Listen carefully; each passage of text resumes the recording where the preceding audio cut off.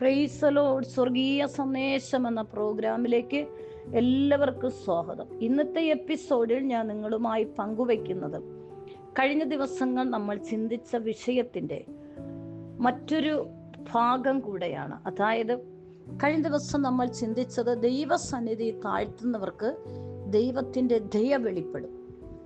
അതിൽ ഒരു പ്രധാനപ്പെട്ട വ്യക്തിയെ ഞാൻ ചൂണ്ടിക്കാണിച്ചു. യെഗസ്കിയാവ് എന്ന മനുഷ്യനാണ്. ഇന്ന് അതേ വിഷയമാണ്. ദൈവസന്നിധി താഴ്ത്തുന്നവർക്ക് ദൈവത്തിൻ്റെ ദയ വെളിപ്പെടും. അതിൽ രണ്ടാമത്തെ വ്യക്തി ദൈവസന്നിധി താഴ്ത്തി ഏൽപ്പിച്ചപ്പോൾ ദൈവത്തിൻ്റെ ദയ വെളിപ്പെട്ടു. ആ വ്യക്തിയെയാണ് ഞാൻ ഇന്നത്തെ എപ്പിസോഡിൽ പരിചയപ്പെടുത്തുന്നത്. ആ രാജാവെന്ന് പറയുന്നത് താനും ദൈവസന്നിധിയിൽ രാജസ്ഥാനത്തേക്ക് കടന്നു വന്ന് ദൈവമാക്കി വെച്ച നാളുകൾ പ്രവർത്തിക്കപ്പെട്ട ഒരു രാജാവാണ്. 2 ദിനവൃത്താന്തം 33:12. മനശ്ശ എന്ന മനുഷ്യനാണ്. കഷ്ടത്തിലായപ്പോൾ അവൻ തൻ്റെ ദൈവമായ യഹോവയോട് അപേക്ഷിച്ചു. തൻ്റെ പിതാക്കന്മാരുടെ ദൈവത്തിൻ്റെ മുൻപിൽ തന്നെത്താൻ ഏറ്റവും താഴ്ത്തി ദൈവത്തോട് പ്രാർത്ഥിച്ചു. അവന്റെ പ്രാർത്ഥന കൈക്കൊണ്ടു. അതായത് മനശ്ശയുടെ പ്രാർത്ഥനയെ സ്വർഗത്തിലെ ദൈവം കേട്ടു, കൈക്കൊണ്ടു, സ്വീകരിച്ചു.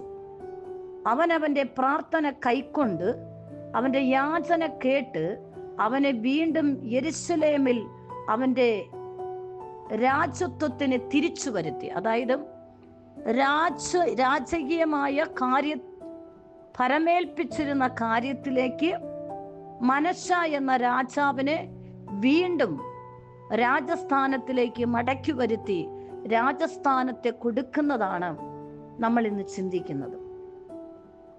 അപ്പോൾ ദൈവസന്നിധിയിൽ താഴ്ത്തി ഏൽപ്പിക്കുന്നവനെ രാജാവാകട്ടെ, ഏത് പാവപ്പെട്ടവനാകട്ടെ, ഏത് ദരിദ്രനാകട്ടെ, സമ്പത്തുള്ളവനാകട്ടെ, ജീവിതത്തിന്റെ മേഖലകൾ ഒരു തെറ്റ് സംഭവിച്ചാൽ നസ്രയനായ യേശു ക്രിസ്തുവിന്റെ നാമത്തിൽ നിന്റെ ജീവിതത്തിലെ സകല ഉയർന്നിൽക്കുന്ന കൊമ്പുകളെ ഒടിച്ചു മാറ്റി ദൈവമാണ് നമ്മെ വഴി നടത്തുന്നെന്നുള്ള ബോധ്യത്തോടെ ദൈവസന്നിധിയിൽ ആരാണോ താഴ്ത്തി ഏൽപ്പിക്കുന്നത്, രാജാവാകട്ടെ, ദരിദ്രനാകട്ടെ, ആരുമായിക്കൊള്ളട്ടെ, ഏൽപ്പിക്കുന്നവനെ ദൈവത്തിന്റെ ദയുള്ള കരം നീട്ടി ആ വ്യക്തിയെ മാനിക്കുക മാത്രമല്ല, അനുഗ്രഹിക്കുക മാത്രമല്ല, ആക്കി വെച്ചിരുന്ന സ്ഥാനത്ത് നിന്ന് എവിടെയാണോ തകർച്ച സംഭവിച്ചത് ആക്കി വെച്ച സ്ഥാനത്തിലേക്ക് തിരിച്ചു കൊണ്ടുവന്ന് വെളിപ്പെടുത്തുന്നവനാണ് സർവശക്തനായ ദൈവം. ഈ മനുഷ്യന്റെ ജീവിതത്തിൽ വന്ന വീഴ്ച എന്താണ്? ഈ മനുഷ്യന്റെ ജീവിതത്തിൽ വന്ന വീഴ്ചയിൽ ദൈവം കൊടുത്ത ശിക്ഷ വലിയ ശിക്ഷയായിരുന്നു. പക്ഷേ എങ്കിലും തൻ്റെ ഹൃദയത്തെ ദൈവസന്നിധി താഴ്ത്തി ഏൽപ്പിച്ച് സമർപ്പിച്ച് വന്ന തെറ്റിനെ ബോധ്യപ്പെട്ട് ദൈവസന്നിധിയിൽ അനുതപിച്ച് പ്രാർത്ഥിച്ചപ്പോൾ മനസ്സലിയുള്ള പിതാവ്, അതേ പ്രിയപ്പെട്ടവരെ, നമ്മുടെ സ്വർഗത്തിലെ അപ്പൻ എന്ന് പറയുന്നത് മനസ്സലിയുള്ള അപ്പനാണ്, കരുതുന്ന അപ്പനാണ്, സ്നേഹിക്കുന്ന അപ്പനാണ്. നിന്റെ ജീവിതത്തിൽ 1, 2, 3 തെറ്റുകൾ വന്നാലും നിന്നെ തള്ളിക്കളയാതെ അനുതപിച്ച് പ്രാർത്ഥിക്കുവാൻ, തെറ്റ് സംഭവിച്ചു എന്നോട് ക്ഷമിക്കണമെന്നും ആര് പ്രാർത്ഥിക്കുന്നുവോ അവനോട് മനസ്സലിഞ്ഞ് ആ വ്യക്തിയെ വീണ്ടും പരിശുദ്ധാത്മാവ് സ്വർഗത്തിലപ്പൻ ചേർത്ത് പിടിച്ചു മാനിക്കുന്ന അപ്പനാണ് നമ്മുടെ സ്വർഗത്തിലപ്പൻ. അവന്റെ പ്രാർത്ഥന കൈക്കൊണ്ടു, അവന്റെ യാചന കേട്ട് അവനെ വീണ്ടും യെരുശലേമിൽ അവന്റെ രാജത്വത്തിൽ തിരിച്ചു വരുത്തി. തൻ്റെ ജീവിതത്തിൽ വന്ന തെറ്റ് സംഭവിച്ച് ശിക്ഷയ്ക്ക് വേണ്ടി താൻ പോയിട്ട് ആ ശിക്ഷകൾ അനുഭവിച്ചിട്ട് തന്നെ വീണ്ടും തൻ്റെ സ്ഥാനത്തിലേക്ക് സ്വർഗത്തിലെ ദൈവം മടക്കിക്കൊണ്ടുവരികയാണ്. മടക്കിക്കൊണ്ടുവന്നപ്പോൾ ഈ മനുഷ്യനൊരു ബോധ്യമുണ്ടായി, യഹോവ തന്നെ ദൈവം എന്ന് മനശ്ശയ്ക്ക് സ്വർഗത്തിലെ ദൈവം ബോധ്യപ്പെടുത്തി കൊടുത്തു. എന്നെ കേൾക്കുന്ന പ്രിയപ്പെട്ടവരെ, നിന്റെ ജീവിതത്തിന്റെ മേഖലകളിൽ ദൈവത്തിന് നിയോഗമല്ലാതെ നീ എങ്ങനെ സഞ്ചരിച്ചാലും ആ മേഖലയിൽ നിനക്ക് എത്തപ്പെടാൻ കഴിയത്തില്ല, വളരുവാൻ കഴിയത്തില്ല, ഉയരുവാൻ കഴിയത്തില്ല. ദൈവത്തിന്റെ ദയുള്ള കരം എന്നോടുകൂടെ ഉണ്ടെങ്കിൽ മാത്രമേ എനിക്ക് കഴിയത്തുള്ളൂ എന്ന് ജീവിക്കുന്ന ഒരു ദൈവം എന്നോടൊപ്പം ഉണ്ട്, സ്വർഗത്തിലും ഭൂമിയിലും ഉണ്ട് എന്ന് നീ ബോധ്യപ്പെട്ട് തിരിച്ചു വന്നാൽ സ്വർഗത്തിലെ ദൈവം നിന്റെ ജീവിതത്തിന്റെ മേഖലകളുടെ അവസ്ഥകൾ മാറ്റുക മാത്രമല്ല, ജീവനുള്ള ദൈവമാണ് ഭൂമിയിൽ പ്രപഞ്ചത്തിലും വരുവാനുള്ളവനും ഇനി വരുവാനിരിക്കുന്നവനിലും ഏതു കാര്യങ്ങളിലും ചെയ്യാൻ സർവശക്തനായ ജീവിക്കുന്ന ഒരുവനുണ്ട് എന്ന് അത് ഏതു മനുഷ്യനാകട്ടെ ആ വ്യക്തി ബോധ്യപ്പെടത്തക്കവണ്ണം സ്വർഗത്തിലെ ദൈവം ആ വ്യക്തിക്ക് ബോധ്യപ്പെടുത്തി കൊടുക്കും. ഇവിടെ മനശ്ശയുടെ ജീവിതത്തിൽ ദൈവം തന്നെ, യഹോവ തന്നെ ദൈവമെന്ന് ബോധ്യപ്പെടുന്ന രീതിയിൽ ദൈവത്തിന്റെ പ്രവൃത്തി വെളിപ്പെട്ടു. അപ്പോൾ അതിനർത്ഥം തന്നെ ആക്കി വച്ചിരിക്കുന്ന സ്ഥാനത്ത് ദൈവമാണ് എന്നുള്ള ബോധ്യം, തിരിച്ചറിവ് തൻ്റെ ജീവിതത്തിൽ വരത്തക്കവണ്ണമുള്ള മേഖലകളിൽ തിരിച്ചു വരുന്നത് വരെ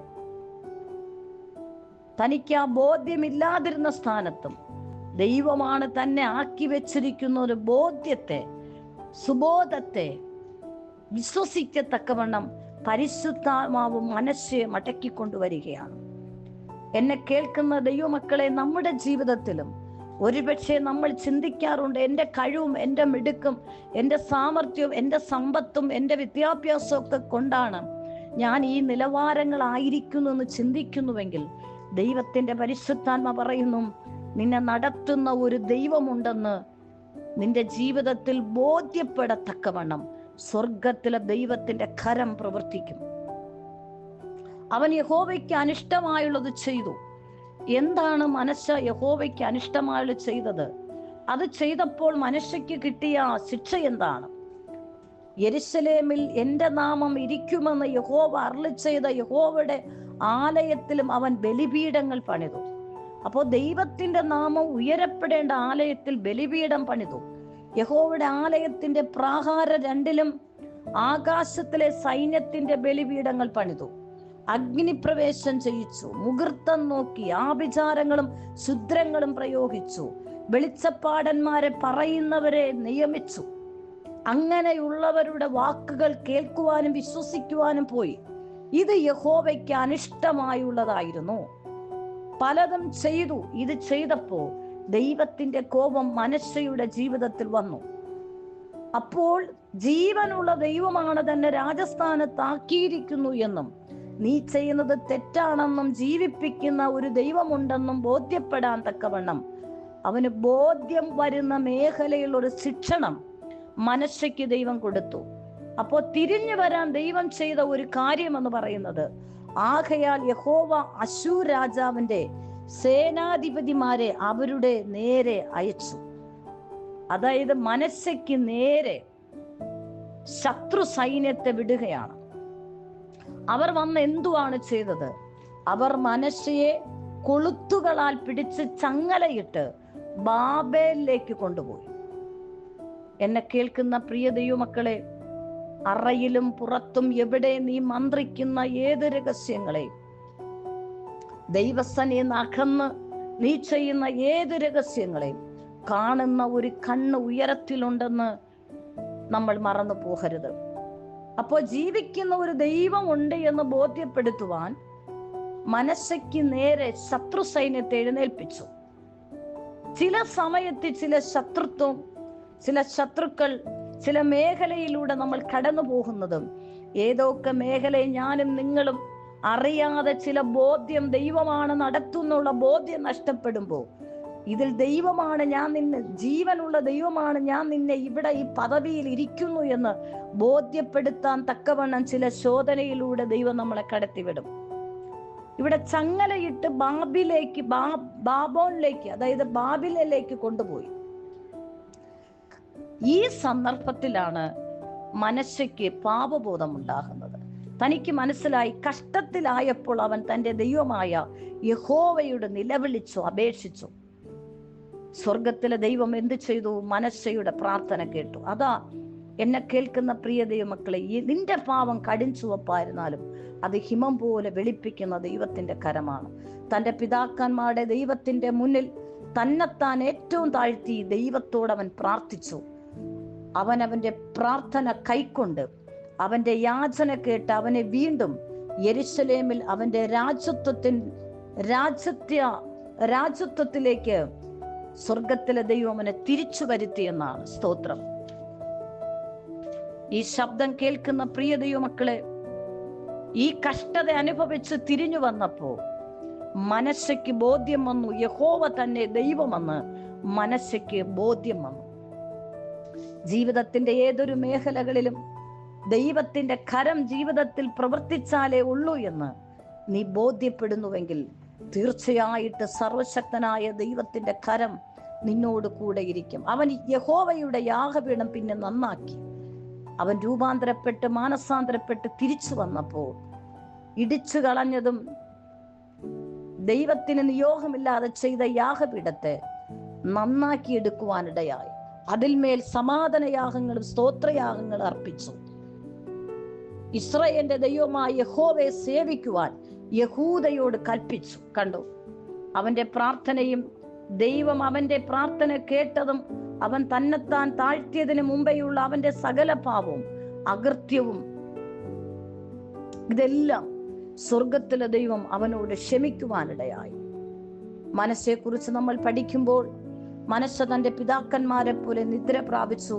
അവനെ അവന്റെ അരമനയിൽ അടക്കം ചെയ്തു. അവന്റെ അടക്കവും വളരെ അനുഗ്രഹമായിരുന്നു. ജീവിതത്തിന്റെ മേഖലകളിൽ നിങ്ങൾ എവിടെ തെറ്റ് ചെയ്തു, ഏത് മേഖല തെറ്റ് ചെയ്തു എന്നല്ല, ദൈവസന്നി നീ താഴ്ത്തി ഏൽപ്പിക്കുന്നുവെങ്കിൽ താഴ്ത്തി ഏൽപ്പിക്കുന്നവനെ വീണ്ടും ദൈവത്തിന്റെ ദയുള്ള കരം നീട്ടി ദൈവസന്നിധിയിലേക്ക് നിന്നെ മടക്കി വരുത്തുക മാത്രമല്ല, നിന്നെ അനുഗ്രഹിച്ചു മാനിച്ച് നിന്റെ മരണം വരെയും നിനക്കൊരു മാന്യതയും ബഹുമാനവും നൽകി മാനിക്കുന്ന സ്വർഗത്തിലെ ദൈവമാണ്. ആരെങ്കിലും മടങ്ങി വരാനുണ്ടോ? കർത്താവ് നൽകിയ ഉപഹാരത്തിൽ നിന്ന് അകന്നു പോയിരിക്കുന്നു. ജീവനുള്ള ദൈവമാണ് എന്ന് മനസ്സയ്ക്ക് ബോധ്യപ്പെടുത്തി കൊടുത്തതുപോലെ എന്നെ നടത്തുന്ന സർവശക്തനായ ദൈവമാണെന്നൊരു ബോധ്യം നിങ്ങളുടെ ജീവിതത്തിൽ ഉണ്ടാകട്ടെ. പരിശുദ്ധ കർത്താവേ, ഈ നിമിഷത്തിനായി നന്ദി. ശബ്ദം കേൾക്കുന്നവർക്കായി, ഈ ശബ്ദം അനുസരിച്ച് താഴ്ത്തി ഏൽപ്പിക്കുന്നവർക്കായി സ്തോത്രം. അവരുടെ ജീവിതത്തിൽ ദൈവത്തിന്റെ പ്രവൃത്തി വെളിപ്പെടട്ടെ. യേശുവിന്റെ നാമത്തിൽ തന്നെ. ആമേൻ. God bless U.